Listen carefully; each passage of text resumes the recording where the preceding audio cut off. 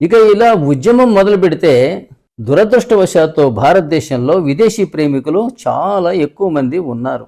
భారత రాజ్యాంగంలో రాసుకున్నాం, భారత ప్రజల మగు మేము సర్వసత్తాక ప్రజాస్వామ్య గణతంత్ర రాజ్యముగా నిర్మించుకున్నటకు మరియు ప్రజలకు న్యాయము, స్వేచ్ఛ, సమానత్వము అందించుటకు, అలాగే దేశ పౌరుల మధ్య సౌభ్రాతృత్వము, ఐక్యత, వ్యక్తి గౌరవం పెంపొందించడానికి ఈ రాజ్యాంగాన్ని రచించుకొని మాకు మేమే సమర్పించుకొనుచున్నాము అని ఉంటుంది. ఈ ఐక్యత అన్నామే ఈ భారతదేశ నాయకులు భారతదేశంలో భారత జాతీయతను పెంపొందించడంలో సంపూర్ణంగా విఫలమయ్యారు. భారత ప్రజల మధ్య సౌభ్రాతృత్వం పెంపొందించడంలో విఫలమయ్యారు. అట్లాగే ప్రజల మనసులలో ఐక్యతను పెంపొందించడంలో కూడా విఫలమయ్యారు. విఫలమయ్యి ఓటు బ్యాంకు రాజకీయాల కోసం ప్రజలని కుల, మత, ప్రాంత, భాష, లింగ భేదాలతోటి విభజించి రెచ్చగొట్టి పబ్బం గడుపుకుంటున్నారు. ఇందుకు ముఖ్యంగా బాధ్యులు మన భారతీయ నాయకులే.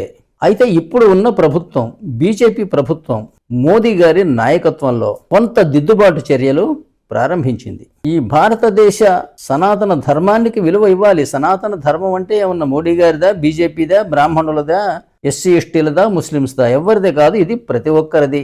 ఎందుకంటే వారి పూర్వీకులు కూడా ఈ సనాతన ధర్మం నుంచి వచ్చిన వాళ్లే కదా. అందువల్ల ఇది మతానికి సంబంధం లేదు. ఈ దేశ 4 చెరగుల మధ్య పరిఢ వెళ్ళినటువంటి సంస్కృతి, సాంప్రదాయాలు, విజ్ఞానము, ఆచార వ్యవహారాలు, చరిత్ర, వాటికి సంబంధించినటువంటి విషయం సనాతనం ధర్మం అంటే. అది ఈ భారతదేశం యొక్క మౌలిక లక్షణం. ప్రతి పదార్థానికి కూడా ఒక రంగు, రుచి, వాసన ఉంటాయి. అవి లేకపోతే అది ఆ పదార్థమే కాదు, దాని లక్షణమే మారిపోయినట్లు లెక్క. ఆ విధంగా భారతదేశ లక్షణాన్ని మార్చే ప్రయత్నాలు కోకొల్లలు జరుగుతున్నాయి. ఆ జరిగే ప్రయత్నంలో భాగంగా 200 సంవత్సరాలు ఆంగ్లేయులు పరిపాలించిన, సుమారు 700-800 సంవత్సరాల పాటు మహమ్మదీయులు పరిపాలించిన ఈ భారత జాతీయతా భావానికి, సనాతన ధర్మానికి జరిగిన నష్టం ఈ గత 75 సంవత్సరాల్లో జరిగినంత మాత్రము లేదు. గత 1000 సంవత్సరాల్లో జరిగిన దానికంటే కూడా ఈ భారతదేశం యొక్క చరిత్ర, ఔన్నత్యము, పవిత్రత ఈ 75 సంవత్సరాల్లో అధికంగా నష్టం చేయటం జరిగింది. ఇది భారతదేశ నాయకులు సాధించుకున్న ప్రగతి. ఇది ఎవరిదంటే అందరిది. ఈ దేశ చరిత్ర గొప్పతనం అది ముస్లిమ్స్కి చెందదా, క్రిస్టియన్స్కి చెందదా, హిందువులకు చెందదా? ఈ దేశంలో ఉన్న ప్రతి ఒక్కడికి చెందుతుంది. ఒక వ్యక్తి విలువ లేదా ఒక పౌరుడు విలువ ప్రపంచంలో ఎక్కడికి పోయినా అతని దేశానికున్న విలువే అతనికి విలువ. అమెరికా పౌరుడుకున్న విలువ నైజీరియా పౌరుడికి ఉన్నదా? అందువల్ల ఈ దేశపు విలువని, ఈ దేశ మౌలిక లక్షణాలను, వీటిని పెంచి పోషించి పెంపొందించవలసిన అవసరం ప్రభుత్వాలకి ఉన్నది, ప్రజలుగా ఉంది. మనం బేవారిస్ అని ఎందుకు ఒప్పుకోవాలి, ఎందుకు అనుకోవాలి? వారసత్వం లేదా మనకి? ప్రపంచంలో అత్యంత గొప్ప వారసత్వం ఉంది. అందరికంటే కూడా ఈనాటి సభ్య సమాజం బట్టలు కట్టుకోవడం నేర్చుకోని రోజుల్లో మనకి పట్టు పితాంబరాలు ఉన్నాయి, రథాలున్నాయి, గుర్రాలున్నాయి, అద్భుతమైన సంస్కృత భాష ఉన్నది, అద్భుతమైనటువంటి విజ్ఞానం ఉన్నది విశ్వాన్ని గురించి. అవన్నీ మానుకొని మాకు మెకాలే గారు వచ్చి చదువు నేర్పారు, అంతకుముందు మేము ఆటవిక జాతుల్లాగా బ్రతికాము అని మనం అనుకోవటం ఇది ఒక దౌర్భాగ్యం. ఇటుపక్క భారతీయులలో ఈ ఆత్మ గౌరవం, జాతి గౌరవం లేకుండా చేసిన వాళ్ళు మన నాయకమ్మన్యులే. ఈ రోజున దాన్ని కొంత రివైవ్ చేసే ప్రయత్నం, అది కూడా సంపూర్ణంగా జరగట్లా. ఇంతకన్నా కూడా ఇంకా సంపూర్ణంగా జరగవలసిన అవసరం ఉంది. భారత రామాయణ భాగవతాలంటే ఈ దేశ చరిత్రతో ముడిపడి ఉన్నాయి. ఢిల్లీ లాంటి చోట ఉండవలసి ఉండే భారత గృహం, భాగవత గృహం, రామాయణ గృహం అని చెప్పి వాటి చరిత్రను ఈ నాటి పిల్లలకు తెలియజేయవలసి ఉండే. పుట్టిన పిల్లలకు కూడా వాళ్ళ దేశం ఎంత గొప్పదో తెలిస్తే తప్ప లేదు, దీనికి గొప్పతనం ఏమీ లేదు, ఆటవిక జాతి ఇది, ఎప్పుడు గొడవలు తప్పితే మరొకటి లేదు, పరాయి పాలకుల కింద మ్రగ్గారు, దీనికి బానిస తత్వమే ఉన్నది అని ఈ 800 సంవత్సరాల చరిత్రని చెప్పాలా? అంతకన్నా గతం లేదా ఈ దేశానికి? తప్పనిసరిగా ఉంది. ఆ ప్రయత్నం జరుగుతూ ఉంటే కొందరికి ఇష్టం ఉండదు. ఎందుకంటే ఇప్పటికే దాని నుంచి వారు కొంత దూరంగా వెళ్ళిపోయారు కాబట్టి. అందువల్ల భారతదేశంలో ఏ ఉద్యమం జరిగినా సరే దానికి ముఖ్యంగా కమ్యూనిస్టులు సాయం అందిస్తారు, ప్రతిపక్షాలు సాయం అందిస్తాయి. బంగ్లాదేశ్ నుంచి వచ్చిన వాళ్ళు, పాకిస్తానీ ప్రేమికులు, చైనా ప్రేమికులు, అమెరికా ప్రేమికులు, ఇలాంటి వీళ్ళందరూ కూడా ఇక్కడ ఉద్యమాలకు ఊతమిస్తారు. ఇది చైనా భారతదేశంపై విసిరిన వల 75 సంవత్సరాల క్రితం. అందువల్ల 1960లలో చైనా కంటే కూడా భారతదేశ ప్రగతి ఎక్కువగా ఉండే, జీడిపి కూడా ఎక్కువగా ఉండే. కానీ కాలక్రమేణా ఇక్కడ దేశ వ్యతిరేక శక్తుల ప్రభావం వల్ల భారతదేశంలో అశాంతి, పరస్పర విద్వేషాలు, సాంకేతికపరమైన అభివృద్ధి లేకపోవటం వల్ల భారతదేశం ఇలా ఉండిపోయింది. చైనా అమాంతం అభివృద్ధి చెందిన దేశాల సరసన చేరిపోయింది. ఇది మన పొరుగు దేశమైన చైనా కుట్ర అని గనుక మనం అర్థం చేసుకోలేకపోతే చాలా కష్టం. ఇది చాలా దూరదృష్టి అవసరం, దృఢమైనటువంటి సంకల్పం, నిర్ణయాలు అవసరం. తిరిగి భారతదేశానికి దీని ఔన్నత్యం తిరిగి తీసుకురావాల్సిన అవసరం ఉన్నది. ఏమి ఈ దేశం హిందూ దేశం అయితే ఏమన్నా కొంప మునిగిపోయిందా? ఇక్కడ ఉన్నటువంటి విదేశీయులందరినీ అన్ని తగలేస్తామా? లేకపోతే ఇతర మతాల వారిని ఏమైనా హింసిస్తామా? మనం పోయి వేరే ఇతర మతాలు పరిపాలిస్తున్న దేశాల్లో మనం ఉండటం లేదా? అట్లాగే ఇతరులు ఇక్కడ ఉండకూడదా? ఎప్పుడైనా ఏంటంటే చట్టబద్ధ పాలన, రాజ్యాంగ పాలన కొనసాగాలి తప్పితే రాజ్యాంగ పాలన వర్సెస్ మత పాలన, ఈ యుద్ధం ప్రపంచవ్యాప్తంగా ఎప్పుడు జరుగుతూనే ఉంటుంది. కానీ రాజ్యాంగబద్ధ పాలన పైచేయి సాధిస్తేనే ప్రజలు ప్రశాంతంగా, శాంతియుతంగా అభివృద్ధి పదంలో పోతారు. ఎవరి మత సిద్ధాంతం వారికి గొప్ప, రాజ్యాంగం కన్నా గొప్ప అనుకున్నప్పుడు ఈ వైషమ్యాలు తప్పవు. ఇదే కాక్రోచ్ జనతా పార్టీ ఉద్యమం చేసింది. కానీ దీన్ని కాక్రోచ్ జనతా పార్టీ అని అనవచ్చా? మనం అనకూడదు. ఎందుకు అంటే అది రిజిస్టర్డ్ పొలిటికల్ పార్టీ కాదు, రిజిస్టర్డ్ సామాజిక అసోసియేషన్ కూడా కాదు. అందువల్ల వీళ్ళకి అనుమతులు ఇవ్వటం, ఉద్యమం చేసే అవకాశం ఇవ్వటం కూడా ప్రభుత్వ తప్పిదం. ఇది ఒక అసోసియేషన్గా లేదా ఒక పొలిటికల్ పార్టీగా అవతరించినప్పుడు దీనికి ఒక ఆర్టికల్స్ ఆఫ్ అసోసియేషన్ ఉంటుంది.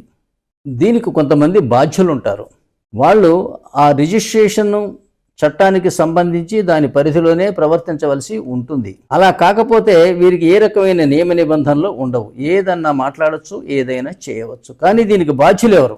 ఉద్యమాలు చేయవచ్చు, ప్రశాంతంగా జన సమీకరణలు జరగవచ్చు, వారి భావనలు తెలియచేయవచ్చు. కానీ దానికి ఒక అసోసియేషన్ ఉండాలి, ఒక పొలిటికల్ పార్టీ ఉండాలి. లేకుంటే ఇది బాధ్యత రాహిత్యం అవుతుంది. ఎవరి బాధ్యత ఇది? ప్రజలు పలు రకాలుగా ప్రవర్తించకుండా ఈ డిప్కే ఆపగలడా? సోనం వాంగ్చుక్ ఆపగలడా? లేదు. అందువల్ల ఏంటంటే ఈ చట్టబద్ధంగా రిజిస్టర్ కాని వ్యవస్థలు, కాని వ్యక్తులు ఉద్యమాలు చేస్తానన్నప్పుడు అది కూడా బాధ్యత లేకుండా ఇంటర్నెట్ ద్వారా ప్రజలను ఆహ్వానించినప్పుడు అందులో అనేక రకాల మంది, అనేక రకాలైనటువంటి నేరస్తులు కూడా అందులో జాయిన్ అవుతారు.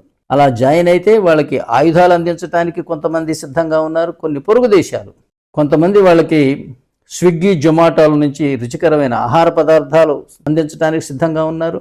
విసరటానికి అవసరమైన రాళ్ళు సప్లై చేసేవాళ్ళు కూడా ఉన్నారు. అందువల్ల ఈ అన్రిజిస్టర్డ్, నమోదు కాని వ్యవస్థలు కానీ వ్యక్తులు కానీ ఉద్యమాలు చేస్తానంటే దానికి కొన్ని పరిమితులు ఉండాలి. ఒక 5 మంది, ఒక 10 మంది ఒక చోట చేరవచ్చు. ఇలాగ లక్షల మందిని బాధ్యత లేకుండా పిలిస్తే వాళ్ళని కట్టుబాటు చేయటం ఎవరి తరం కాదు. ఈ ఉద్యమం జరిగిన తర్వాత చూస్తే ఒక ట్రక్ లోడు రాళ్లు అక్కడ పడి ఉన్నాయి. అనేక మంది ఐపీఎస్ ఆఫీసర్లు కూడా తలలు పగిలి తీవ్రమైనటువంటి గాయాలు తగిలి ఉన్నారు. స్విగ్గీ, జొమాటోల డబ్బాలు కుప్పలు కుప్పలుగా పడి ఉన్నాయి. దీనంతటినీ మనం శాంతియుత ప్రదర్శన అనదామా? శాంతియుత నిరసన అని అందామా?